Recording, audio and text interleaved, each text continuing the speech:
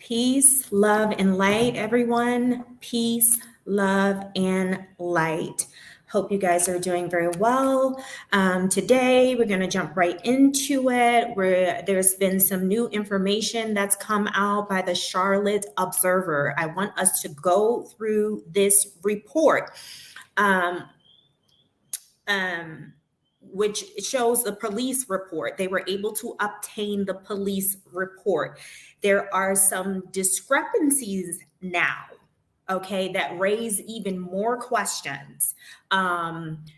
Apparently, according to the report, the police report obtained by the Charlotte Observer, the time of death that is on the death certificate is most likely incorrect, like it conflicts. Okay, so there's a confliction there.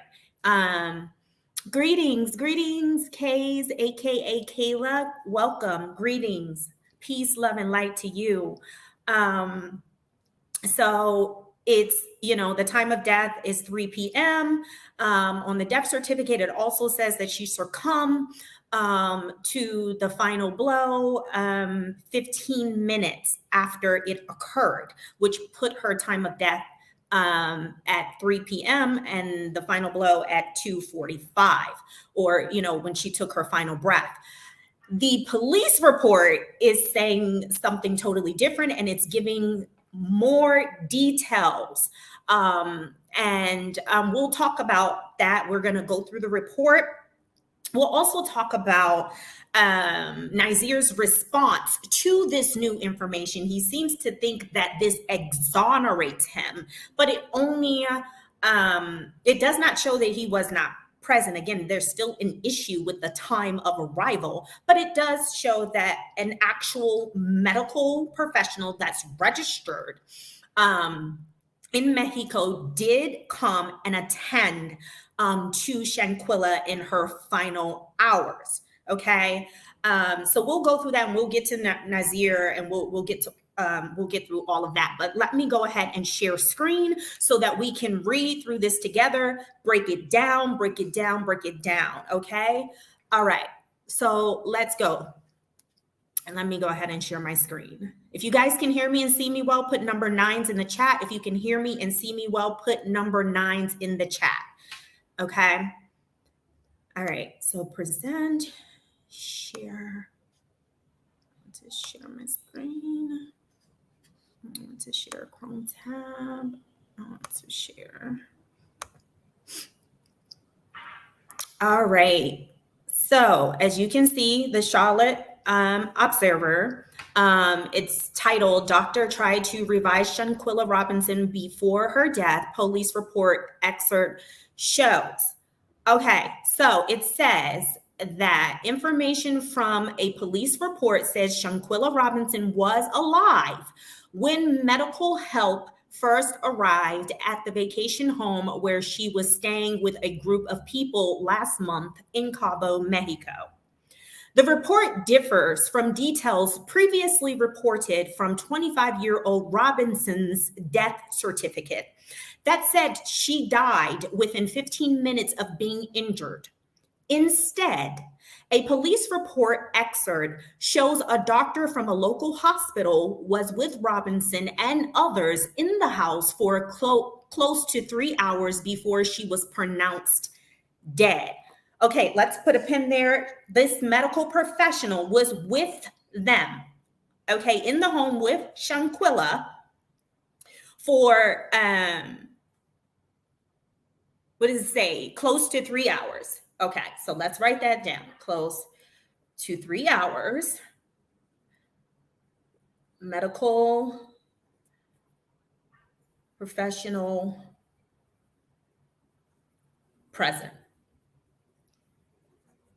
Okay, the Charlotte Observer obtained excerpts from a police report earlier this week that had not yet been publicly released. The information was provided to the Observer by Gerardo Zuniga, an investigative reporter who works in Los Cabos for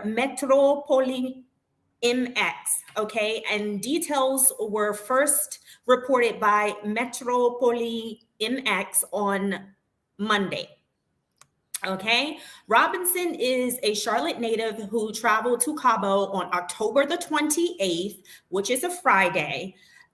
She died a day later. Notably, the police information reported by and provided from Metropoli MX does not mention obvious signs of Robinson's physical injuries, which family members have said existed on her body prior to her burial. Okay. So they did not reference obvious injuries.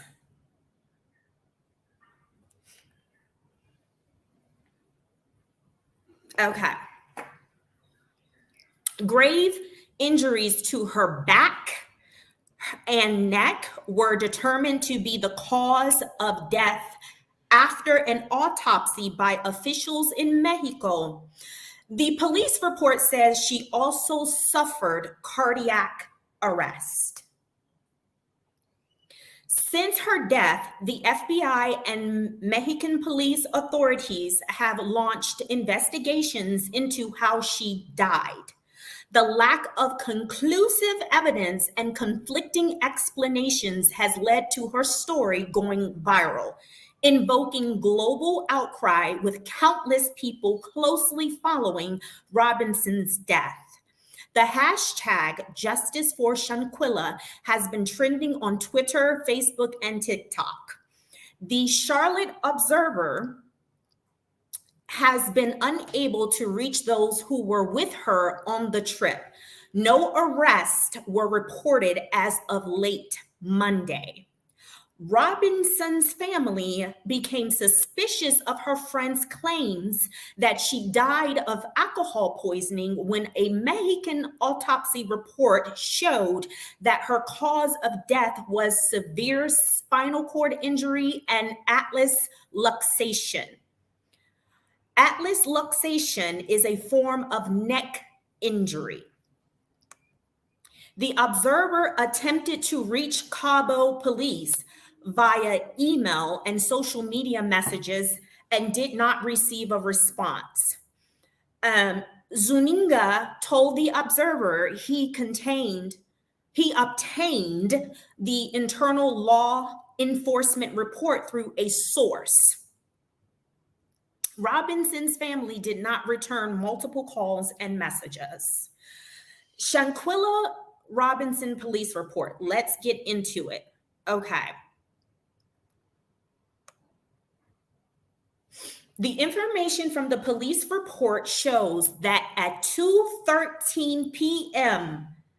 on October the 29th, this is Saturday, okay? This is the day that Shanquella transitioned. So we have 2:13 p.m. Medical help was summoned to Villa Linda 32 at property run by company Cabo Villas, located in San Jose del Cabo.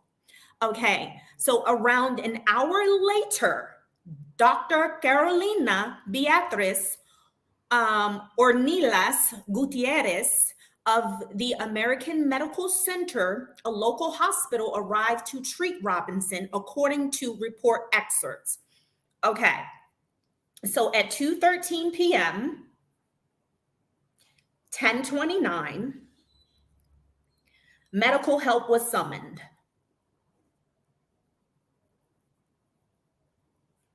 Okay. Okay. It says that she arrived, okay, the doctor, she's actually a doctor. She arrived at an hour later, according to this. So we're at 3:13 p.m. Okay. Doctor arrives. Okay. House calls to vacation rentals for routine non-emergency medical services are common in tourist hubs in Mexico. The Observer contained with American, the Observer confirmed with American Medical Center on Monday that Gutierrez is employed there. The hospital did not respond to requests for the medical and autopsy reports. It is unclear in the police report excerpt who called for medical help, but the reporting person is listed as Winter Donovan of Greensboro. Donovan is one of 6 people identified by family, friends, and media sources as a person Robinson was traveling with. Okay, so the reporting person, okay, says that Winter called.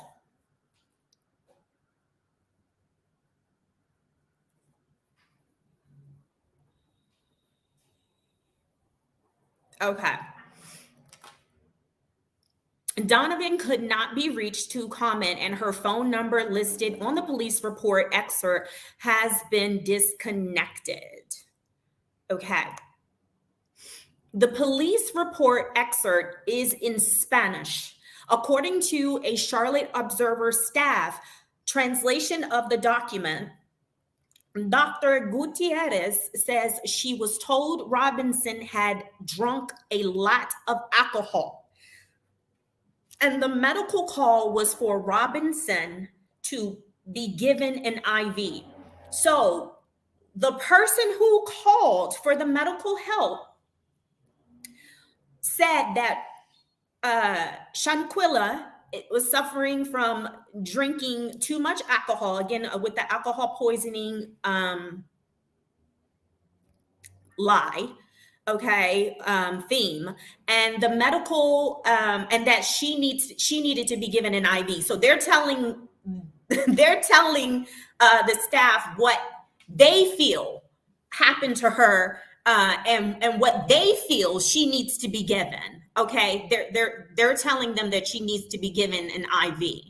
Okay, based off of the lie that she's suffering from overconsumption of alcohol. The police report indicates Gutierrez found a female understood in the report to be Robinson with stable vital signs, but dehydrated. Okay, so she had stable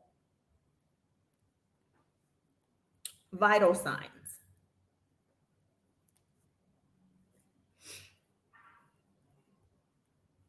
Okay, but she said that she was dehydrated, and I would like to know how she determined that. Okay, but this is what the doctor's observation is. Now, unable to communicate verbally and appearing to be inebriated. Something don't sound right. Like, how do you appear to be inebriated? She wasn't communicating. So how did she appear to be inebriated? I have a problem with that. Okay. There's no, this, how did they justify this? How did she determine that she was inebriated? Okay. So, we're moving on. Okay. The doctor reported that, and again, this goes against the severe injuries that, this is in confliction with the severe injuries which we know ultimately led to her passing. So the doctor reported that she believed Robinson needed to be transferred to a hospital, but her friends insisted that she be treated in the villa. Dr. Gutierrez attempted an IV, but was unsuccessful. According to the report excerpt, it's unclear what medication was in the IV. These are all important details. Okay, so let's go to the IV unsuccessful because it is connected to something that Nazir said. Okay,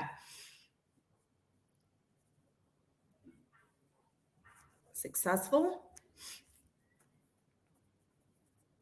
How? Dehydration and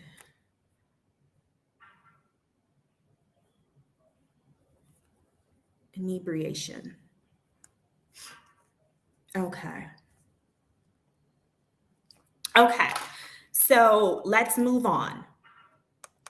The information from police says the doctor was there for close to an hour when Robinson began having a seizure.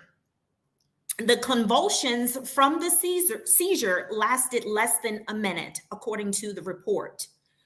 At this point, the patient's friend named Winter Donovan called 911 to request an ambulance.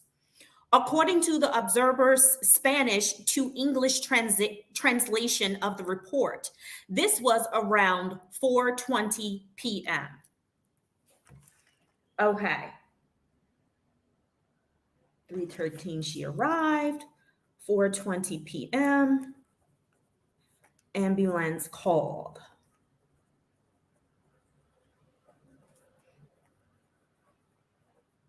Okay. In the meantime, the patient presented with difficulty breathing and a lowered pulse, and they gave her rescue breaths. Okay. The doctor, along with a friend, so I'm assuming this friend is Nazir because he's the one that said that he gave her mouth to mouth, although he didn't know that CPR and mouth to mouth go hand in hand. Okay. So I'm assuming he's the one that gave her the inhalation breaths and that the doctor was the one giving the chest compressions. Okay. And so the doctor, along with a friend, began administering CPR at 4:49. Okay, 4:49 CPR. When Gutierrez detected Robinson had stopped having a pulse, so at 4:49, the doctor determined that there was no longer a pulse. Police arrived and talked with the doctor who was treating Robinson at 5:25 p.m. Police arrive.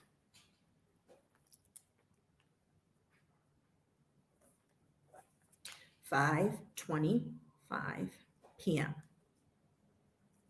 Okay, it's not clear from the information in the police report exactly what time an ambulance arrived from the 911 call. The report information indicates paramedics administered a total of 14 rounds of CPR. So they really were trying hard. Okay, 5 doses of adrenaline and 6 discharges of the AED shot, which, you know, those are the pedals, okay, that you see where they rub together and they're trying to awaken the heart. Okay, they're trying to get the electrical pulse reactivated in the heart. Okay, and so they were unsuccessful after 14 rounds of CPR. Unable to revive Robinson, Gutierrez declared her dead at 5:57 p.m., according to the report excerpt. 5:57 p.m.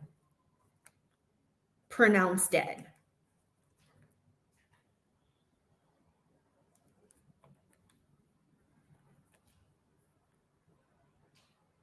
This is more than 2 hours after the time of death on the death certificate. Okay. The police report information lists deceased person cardiopulmonary arrest as the reason police were called. Okay. Salamandra Robinson, Shanquella's mother, told news outlets that each friend from the trip has a different has a different story, and they initially told her that her daughter had alcohol poisoning. Official autopsy reports list the cause of death as severe spinal cord injury and atlas luxation. Okay. Mexican authorities are investigating Robinson's death as a possible femicide. The state attorney general's office of Baja California, announced in a statement Thursday, according to ABC News. Femicide is the gender-based murder of a woman or girl by a man, according to Merriam-Webster's dictionary. That's very interesting. The FBI began investigating Robinson's death amid the conflicting reports. The agency confirmed in a statement last Friday to the Charlotte Observer and other outlets. A video of a fight has gone viral. Okay, so we know all of that. Okay. Let me just make sure there are no other pertinent details that we don't already know. Okay. So,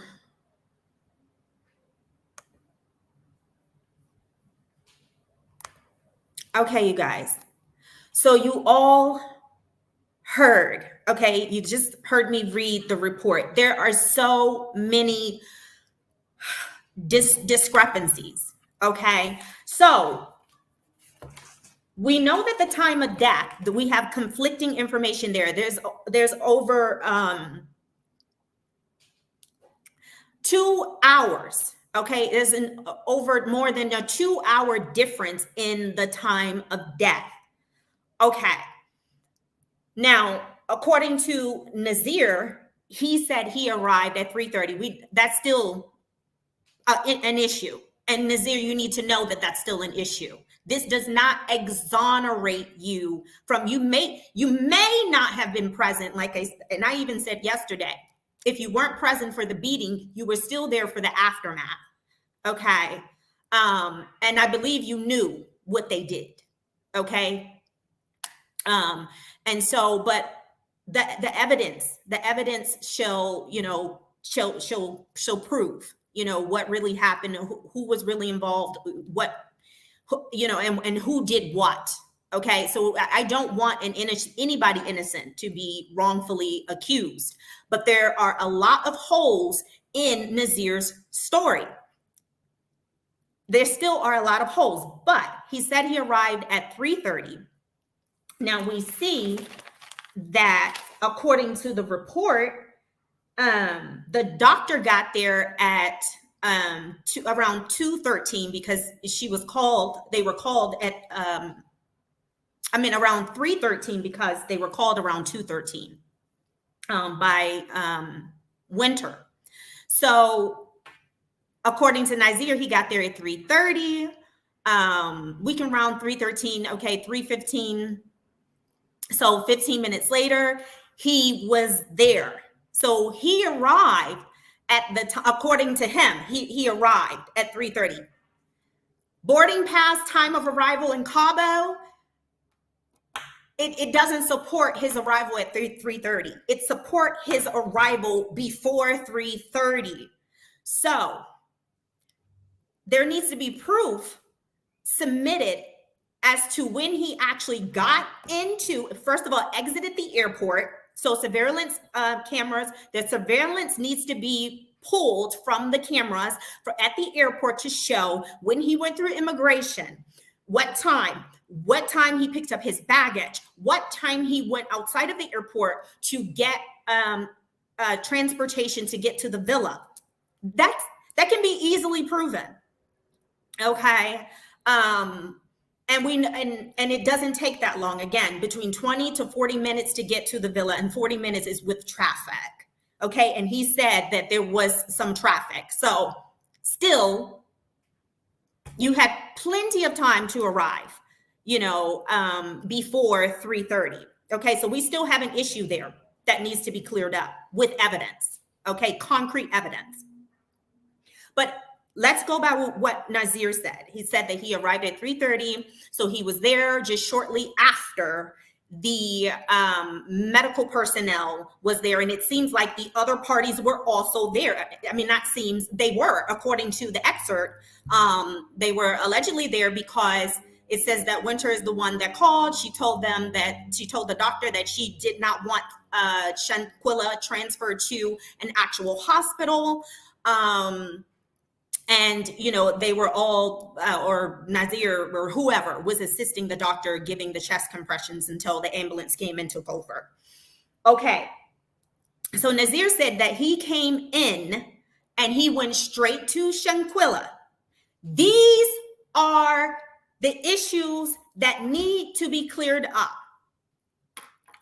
So we went over Nazir's time of arrival, but he also said that the cleaning lady found Shanquella slumped over a toilet. Where does that come in? Where was everybody else? According to this report, everyone was present. 6 people, the 6 people that came with her, they were present. So why would a cleaning lady have to find Shanquella? It doesn't make sense, because according to this report, the medical personnel was there. The people who came with her on the vacation, they were there shortly after, according to Nazir's statement. He arrived. And so where does a cleaning lady finding her slumped over a toilet, where does that come in? When did the cleaning lady come and find her slumped over a toilet? Because it's being reported as if the cleaning lady came and no one else was there, and then she found, Shanquella slumped over a toilet. But then Nazir also said that then Shanquella was downstairs in the living room, and it's also on the death certificate that she was in the living room, because he said he came in, dropped his bags, went right to her, and then turned her on her side. Then he went to the game room, and he said they were talking about doing other things, which is weird, while somebody's sitting there dying. And then he came back and he said he never left her side. But then he said at 4:26, he went out to the pool or somewhere outside and said, "Oh, Quilla, wake up."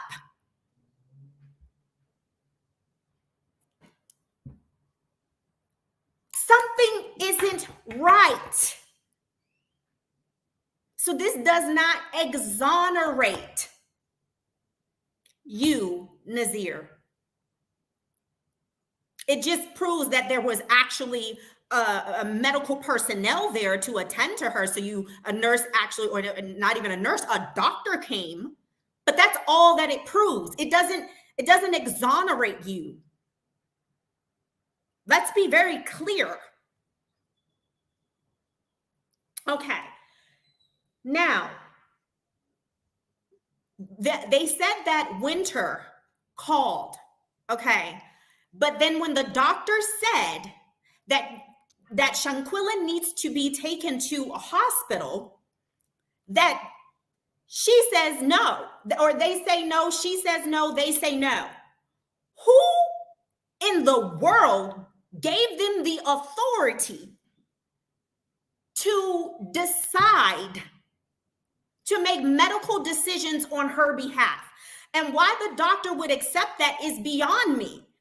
The first thing the doctor should have said was, okay, well, do you all have power? Do you have power of attorney to make these decisions? I need to speak with her parents or husband, which she did not have. So then it would have been on the parents to make such a decision. I don't know why the doctor would allow them to make that decision for her. They had no authority to make such a decision. So the ball is dropping on both ends. The doctor should have asked to speak with her parents, someone who has the authority to make such a decision. That's a drop of the ball. Okay, time is precious when someone is severely injured. And as you can see, according to the report, that she got progressively worse. So then she ended up going into cardiac arrest. She ended up seizuring. Why?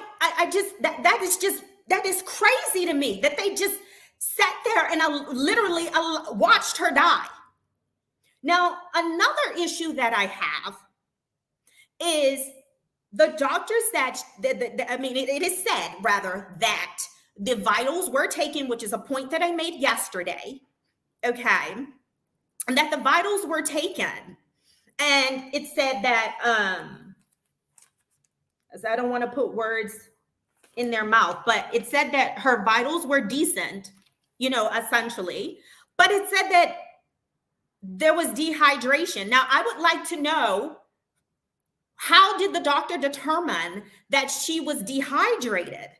And it said that it appeared that she was inebriated, which is intoxicated. How in the world did the doctor determine that Shanquella was allegedly inebriated? Is she just going by what these people that earlier brutalized her? Is she just going by what they're saying?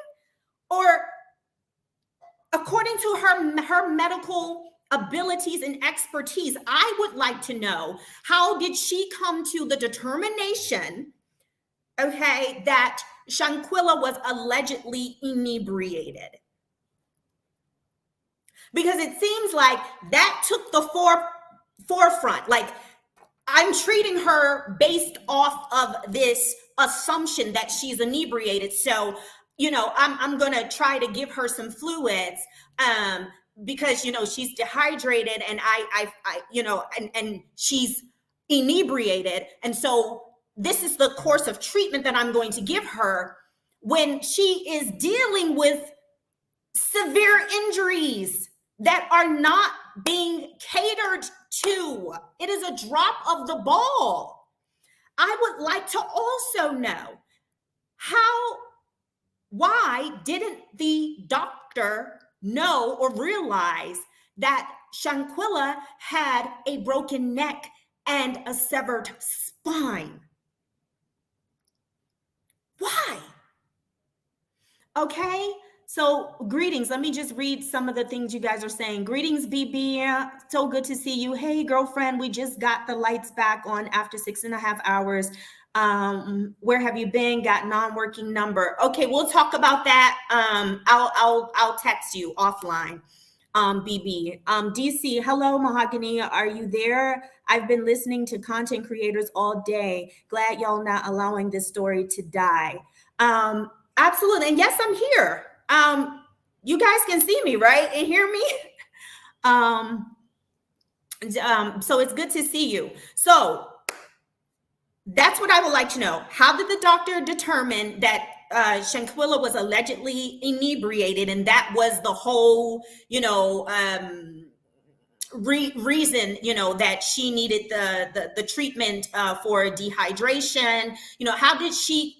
What type of medical assessment did she perform that led her to believe that she was allegedly inebriated, and that was the primary cause of her medical condition?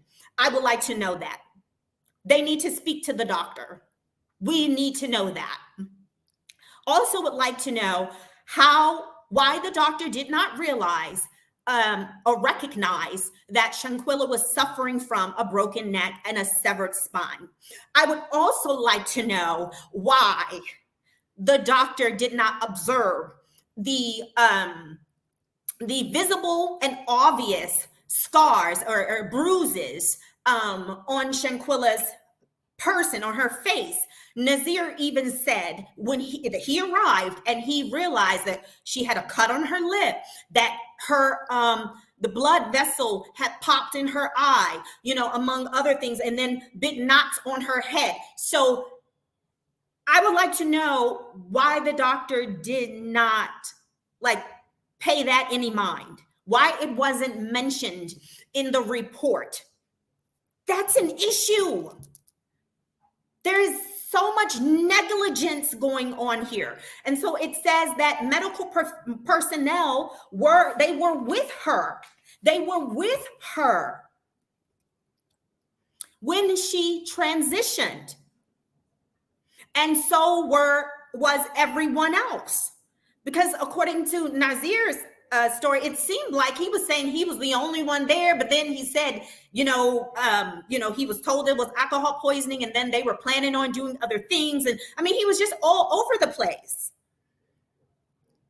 So these are the answers that are vital for us to make a real determination and to come, so that we can understand and understand what happened leading up to Shanquella's passing, what really, really happened. The course of actions, why certain course of actions were taken, they need to be justified by the doctor that was present.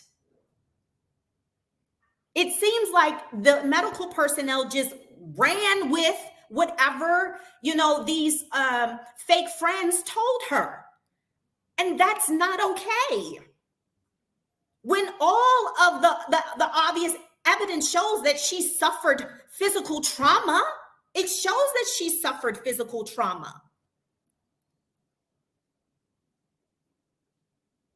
And who gave the friends the authority to say that, oh, no, treat her right here? Nobody gave you that authority. And as a medical professional, especially a doctor, something you should know that you need to speak with someone who has that authority. Why would you listen to them? Then the other issue that we have is, how did the person performing or generating the death certificate, how did they come up with the wrong, allegedly, time of death? Why is that time of death listed, which is at 3 p.m.? Why does that differ drastically from the police report? Why? Now, remember, the police also arrived. So I would like to know that why didn't the police, since the doctor didn't pay attention to the obvious trauma to her face and the bruises that Nazir himself said that he saw, then why didn't the police realize it either? Why didn't they realize it? Why are they not taking it upon themselves to do their due diligence to investigate thoroughly by looking at all of the evidence? The obvious trauma on her face. Did no one ask, how did this happen to her? It should have been asked. How did she sustain this trauma on her face? Why wasn't it asked? There's so many issues here, you guys. Kofo Blue, peace and light. Welcome. Hello to you. Welcome from Los Angeles. Hello. Bibi, I'm hearing that the young lady was set up with plans in the making to do this to her weeks ago. For all of us that have eyes and ears to see, and a mind and a spirit, it's very suspect, and it's very possible it feels like a setup. Now we need to find out why. And I'm not even going to go into the stuff that I am hearing and seeing. And you guys need to be very, very careful about running with some of this stuff that is being reported. You need to make sure that this information is being thoroughly vetted, that it's not just your run-of-the-mill gossip. This is somebody's life that we're talking about. This is someone's child. This is someone's sister. And she was a pillar in the community. She braided children's hair.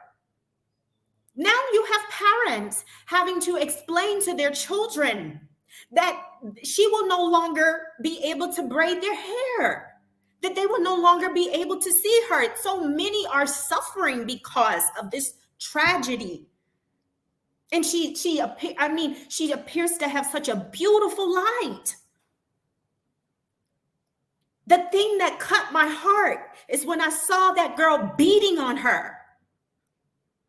And she was asked, by one of the Judases, because, the betraying her, acting like they're her friend and stabbing her in her back. Okay. Quilla, you're not going to fight back, really? And she said, no. It hurt me so bad. Now, what kind of savage do you have to be to beat up on somebody who is clearly not fighting you back and who has verbalized that they don't want to fight you? But that, it entices you to wail on them some more. You got a problem. That's some savage ass behavior. It's the behavior of a savage ass person. And for all who watched, you hold the same weight as the people who delivered the blows. The same. You sat there and you watched it. You're not exempt. None of you. Even Nazir, you're not Mr. so-called Johnny come lately. Because there's still some splaining to do on your end. So you need to come up with the evidence. You guilty? Okay, you're innocent? Then just bring forth the evidence. All the vulgar behavior that I've seen. I saw an excerpt from you telling people, now can I grieve? And telling people to suck your private part. You're a vulgar individual. Depraved. Something is wrong with you. You better not be celebrating because you're not exonerated.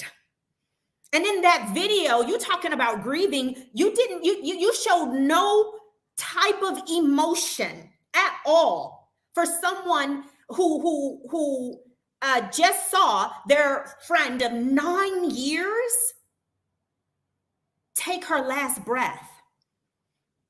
You were cold. And you sit here and you speak vulgarly. You're the one that gave this information. People are just analyzing the information that you gave. So if there's anyone that you need to be upset about, Nazir, it is you. You gave the people that information, and based off the death certificate, the time of death that was listed on that death certificate, we're matching up the information. We're examining the information. And because we have a mind that works, we saw discrepancies, rightfully so, because there are discrepancies that still need to be cleared up. This is not a time for you to be doing a victory dance. This is not a time for you to be vulgar towards the people that are here trying to figure out what actually happened to your supposed friend.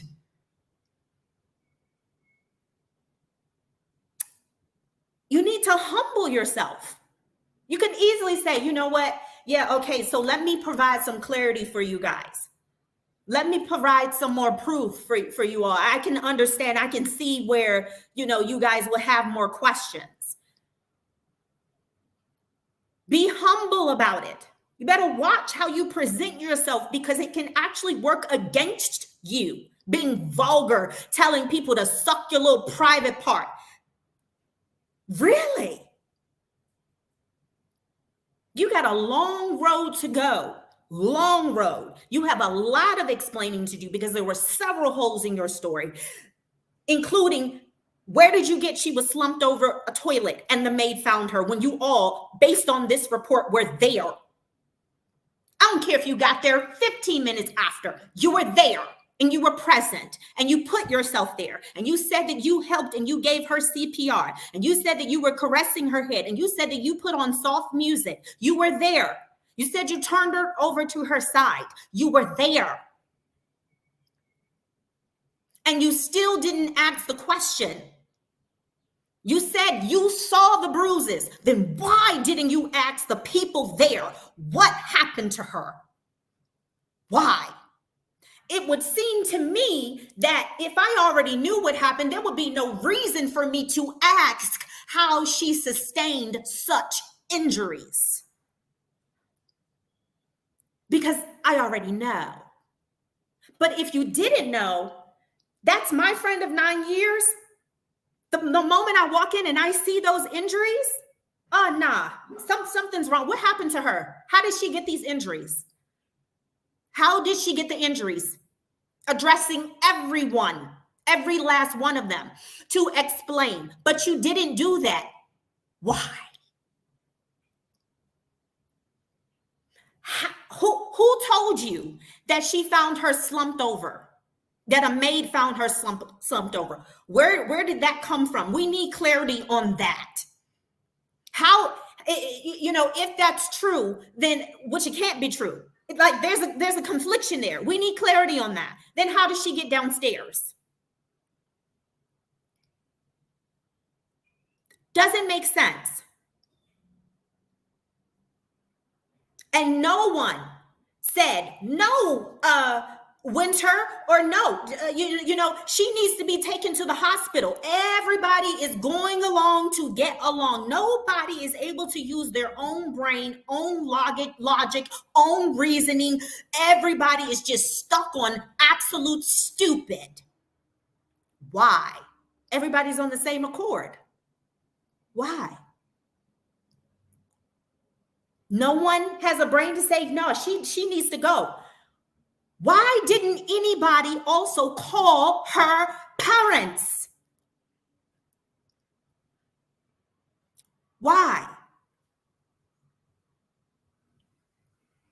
To get their permission. It says that Khalil called the parents. Okay, so let's go by what he said. He called, it is according to the North Carolina Beat, Khalil called the mother and said that she suffered from alcohol poisoning, okay, that she had been vomiting. And the mother said, okay, keep me posted. Then moments later, he said that they're doing CPR on her, which again, at this time, the CPR was being performed. The CPR was being performed at 4:49 p.m. according to the police report. Okay, that and from the excerpt that I just read, 4:49 p.m. CPR started. So then I need to know what time, or we need to know what time did Khalil call Shanquella's mother? To the initial, what time did he call her the first time? And then what time did he call her the second time to tell her that CPR was being performed? Because according to the excerpt, it was being performed at 4:49 p.m. But you didn't tell her that they jumped her daughter. So you lied. Now, the only reason why a person would lie, okay, is to cover up something. That's the only reason why. So you guys, again, based off of your behavior, you're already telling us that there was foul play involved based off of your behavior. Who lies? Unless you're trying to cover up the truth. That's the only reason for a lie, is to cover up the truth. So your behavior has told us all we need to know. Your behavior does not coincide with your statement. Period, point blank. There are still pieces that we need to put this puzzle together, and we almost have it together. We almost have the puzzle pieces together. Little by little, this information is continuing to be released to us. Don't you stop. This is our sister. Don't stop. All of you all. Again, the NCB doing a great job. So many others, y'all. Shout out to you all. Don't stop. Continue to report on this. We will not give up until justice is served. We want the truth and nothing but the truth. And we want justice, and we want it swiftly. But we want you to do your job throughly. We want you to do a thorough investigation. And to the parents of Shanquella, I hope that a thorough examination was given to her prior to her being laid to rest. I hope, another autopsy, toxicology, because that will rule out a lot of things, because I'm not sure if a toxicology was done. I'll have to look at the death certificate again. But I'm not sure if a toxicology report was done in Mexico, because that will disprove, why the doctor felt that, she was inebriated. Where did you get that from? But the fact that you didn't, that it wasn't realized that she had more, fatal injuries. What was going on there?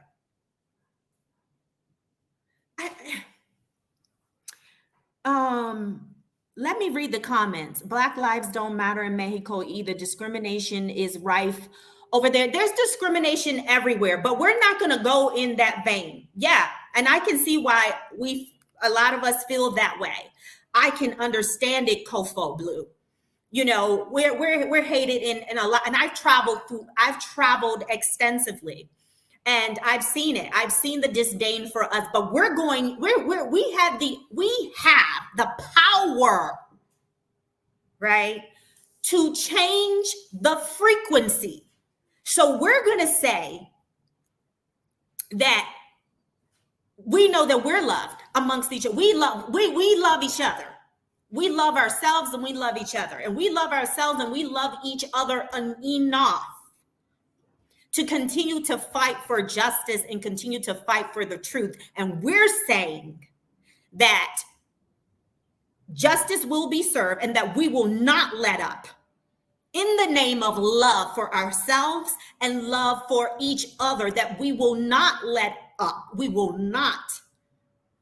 That we will not allow any country, any place, any land to disregard our lives, because it matters to us.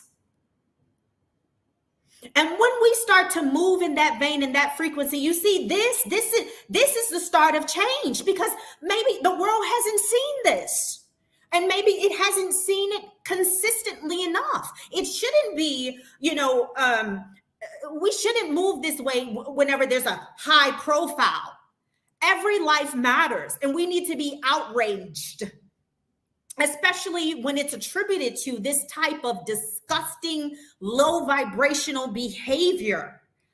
Jealousy and envy, they kill, you guys. It starts with the mind.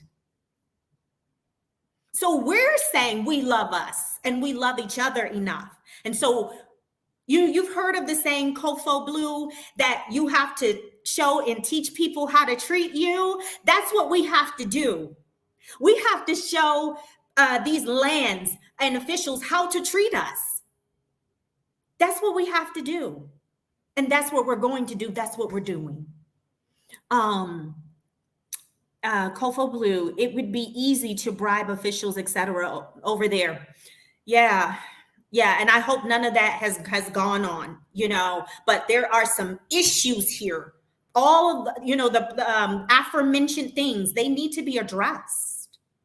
DC, Mahogany Shanquella's father said in an interview that the demonic friends asked the family for $6,000.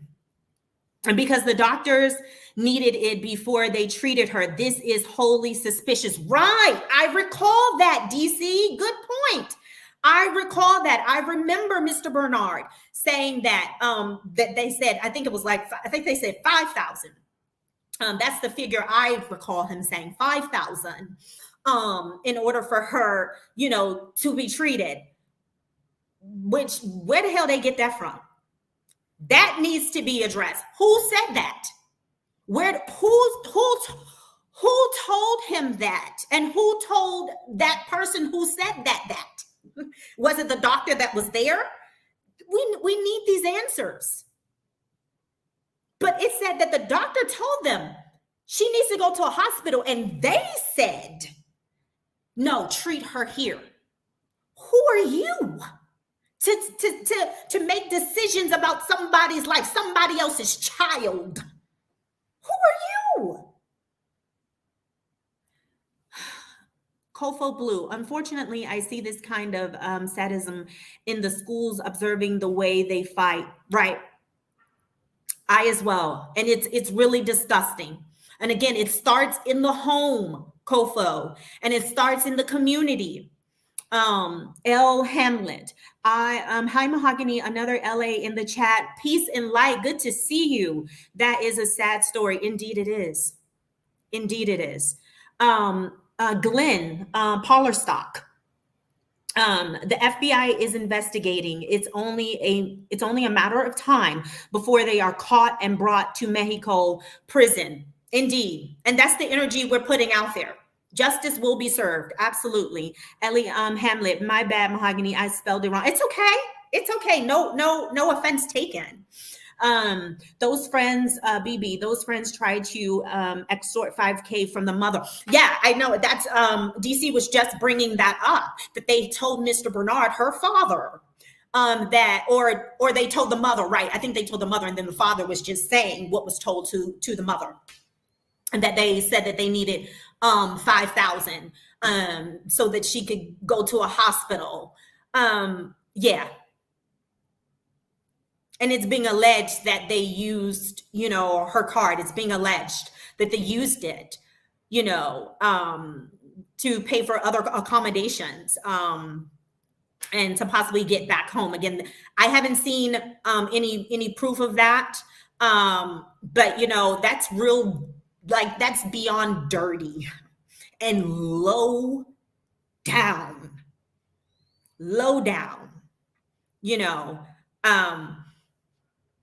We're going to continue, family, we're going to continue, but we need to understand and understand where this starts. This starts in the, like, it festers on the inner parts, on the inside. The spirit is saying envy and jealousy, but also grudges being held. Grudges are poisons. That festers inside of you. It eats you up, and eventually, you see, it's going to blossom into a physical action. If it's not, taken care of, it resolved, it's going to blossom into a physical action. I don't know exactly, because that part of the truth has not come out. And again, there are so many, stories out here that I'm just not even going to, I'm not even going to repeat, alleging what possibly led to this. I want to know the truth. And I would encourage all who were there, come out of hiding. The truth is the only thing that is going to, to bring upon freedom. It's the only thing. If you really love her, if you really cared for her, if you're, then show it. Maybe you didn't show it in the beginning, but you can show it now. You do not want the jury to see you as monsters who have no type of remorse. You don't want to be seen that way. And it looks like right now that you all don't have any remorse. Show the world different. If you didn't mean to end her life, then show us, show up, come out of hiding, tell what happened, tell the truth, not what you want us to believe because you're trying to save your own ass, because then freedom can't come. It can only come if you tell the absolute truth. That is from the start to the finish. Like, what happened? What made you want to even fight this young lady who did not want to fight you all? What? Start there. Start there. Because it seemed like, okay, you're scrambling and you realize that you effed up and that you injured her. And you you called for help, you called for a doctor to come. So come out of hiding. Bring forth the truth. We want to know the truth, and we're not going to stop until we get it. We're not going to stop until justice is served. The people always have the power. But you need to advocate for yourself by telling the truth. Hiding is not helping you. It actually is making you look really, really guilty, all of you all. So that is my encouragement to you all. Come out. Come out and tell the truth. That's it. That's it. Tell the truth.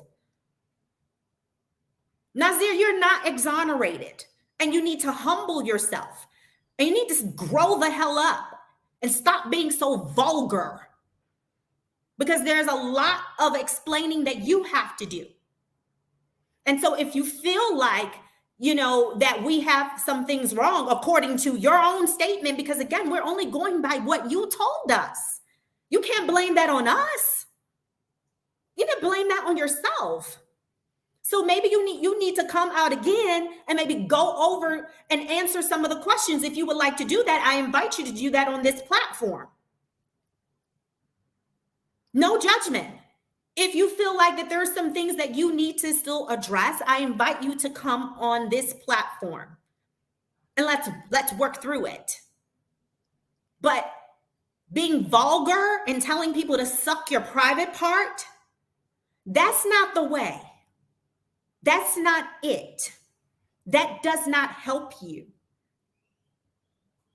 The only thing this proves is that an actual medical professional was called. But you still need to provide concrete evidence on when you exited that airport, what time. Did you take a taxi? Or did you go outside of the airport and take an Uber?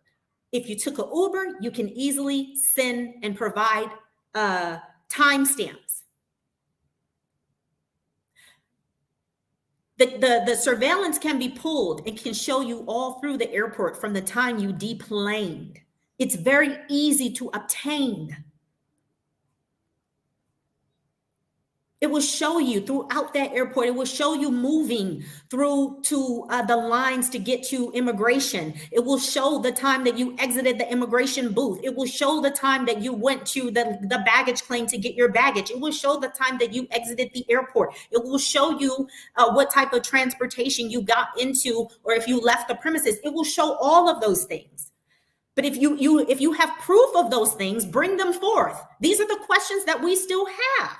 You can't blame us because we're going by your statement and then the time of death that was given on the death certificate. You can't blame us for that. It actually makes sense to us based on the evidence, not from our own things that we're making up. This is based on the evidence. So you're not exonerated. But you need to humble yourself. People are watching you. So you're invited. unbiased, unjudgmental. But there are things you need to address. And like I said, those aforementioned things you need to address. Now, I'm sure they have cameras at the villas. They will also show the time that you actually arrive. And if that can be proven, then so be it. But based off of what we know and what we can gather, it doesn't take that long for you to exit the airport. We're giving you an hour, give or take a little. Then you're getting in a taxi or whatever, shuttle, whatever. Again, you have to let us know, how did you get there? What form of transportation did you use? When did you get in the transportation? But the villas should have cameras showing when you arrived at the gate of the villas. They have security. All of this stuff can be easily proven. Easily proven. There's no reason to get, I always say no reason, when people use the term loosely, defense, they're getting defensive. Well, yes, if you're being attacked, then the natural response is to be defensive. But then you have to realize you're being attacked because somebody died. And you put yourself at the scene. And your story doesn't add up. And the other people that were there lied to the deceased young lady's parents and told them that their daughter died of alcohol poisoning when they know damn well that she didn't. And they know damn well that they put hands on her. And then they lied and said that they didn't put hands on her when they knew they did. So you can't blame us. If this were your daughter, put yourself in our shoes, put yourself in the mother's shoes, then maybe you will even begin to comprehend the other side. Right now, you're only in your own world. I would implore you to expand your mind and see all sides. You can't blame us. Okay? BB, those friends try to, yes. So, BB, it seems to me that they all put hands on her, not just what was shown in the video. And that is what's being alleged.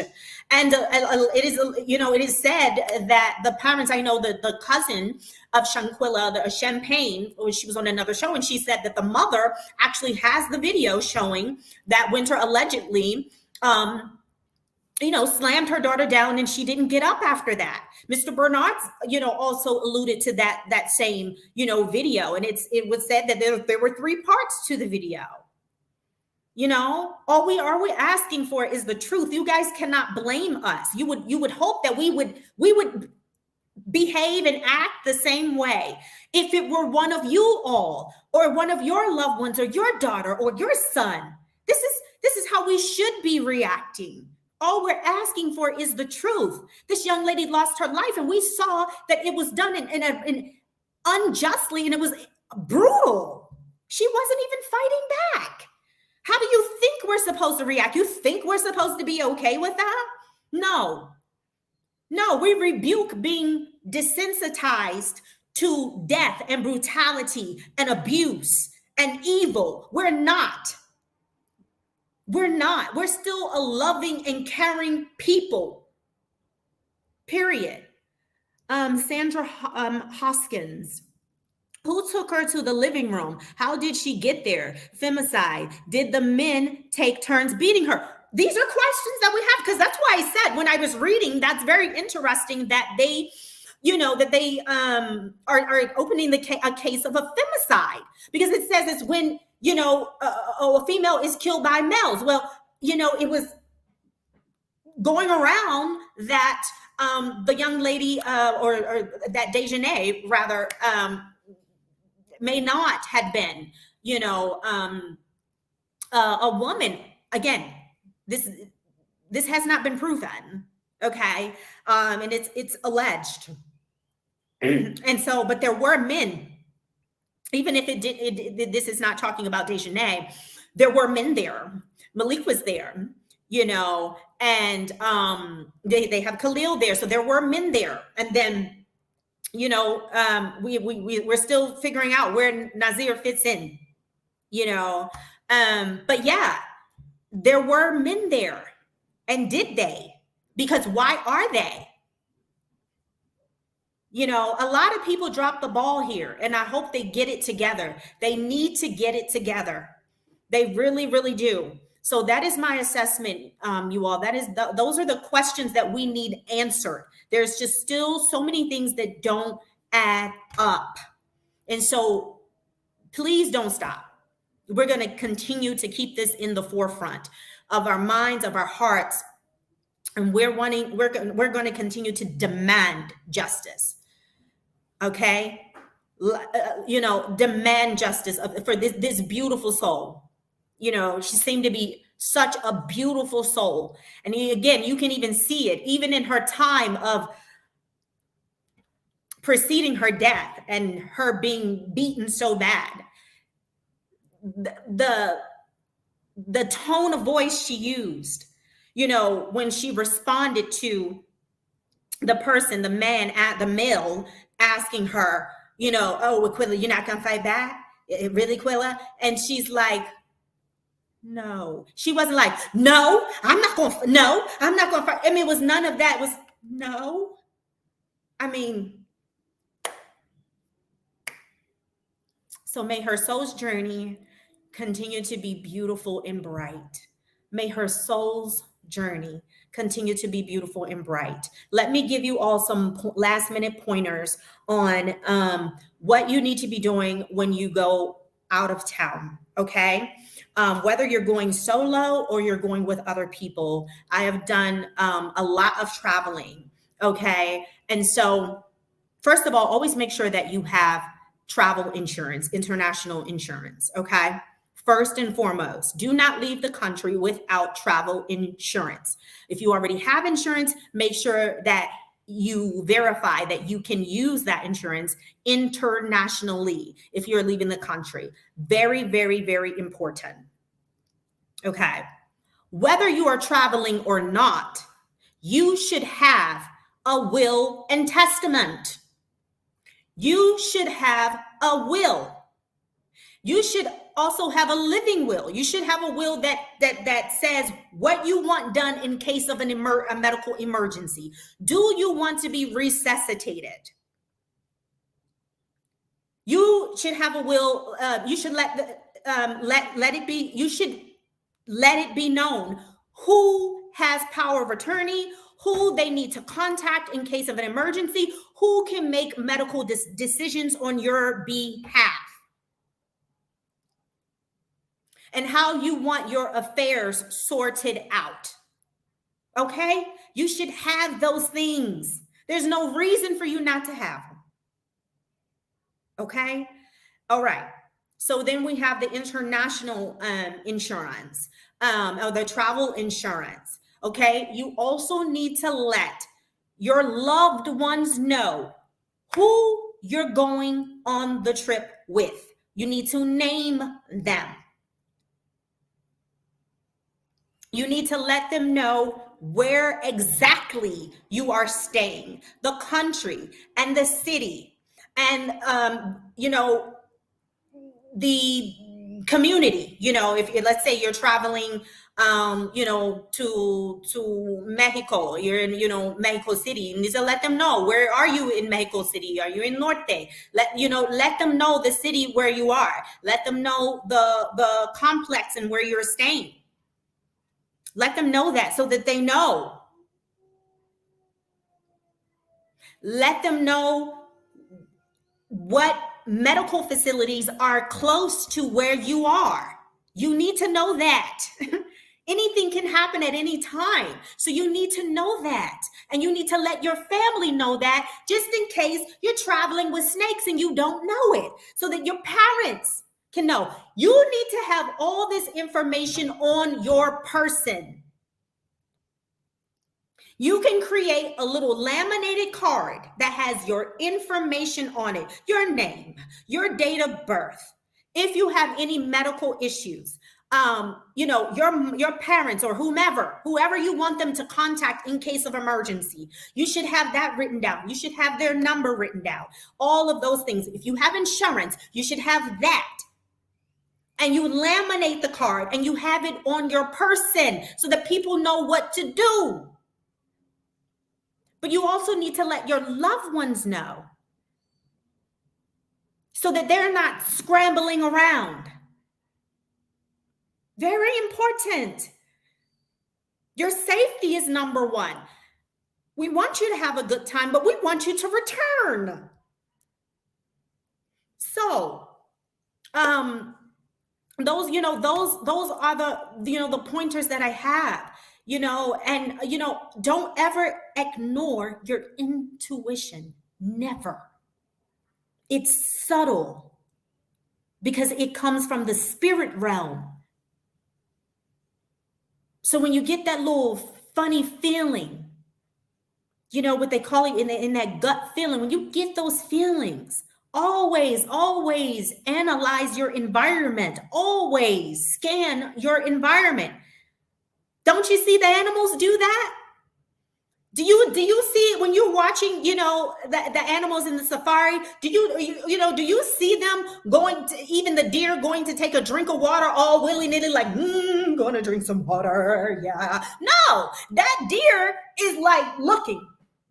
Is my enemy around? Is it safe for me to drink this water? Is this location safe for me? You need to be doing the same thing. Don't ever let your guard down. Have a good time. Don't be like overly paranoid. Again, there's balance in everything. But you don't just completely let your guard down. And especially my sisters, you represent the divine feminine. You wisdom. This is why in the Bible wisdom is always called a her. She.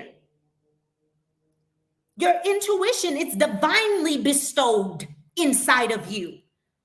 Why would you ever disregard it? Why would you ever not stay tapped into it? This will save your life. So don't ever let your guard down. Don't ever. I've been places and I've seen so-called, and I'm solo dolo. I pretty much stay to myself.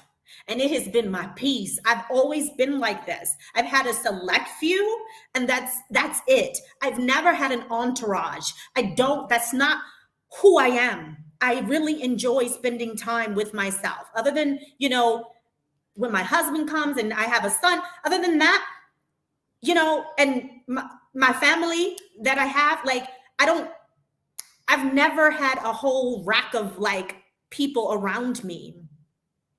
Yeah. But I've always been very observant, always. And I have seen looks by those that were calling themselves my friend. And when I saw that, I believed them the first time. And I separated myself from them immediately. Immediately.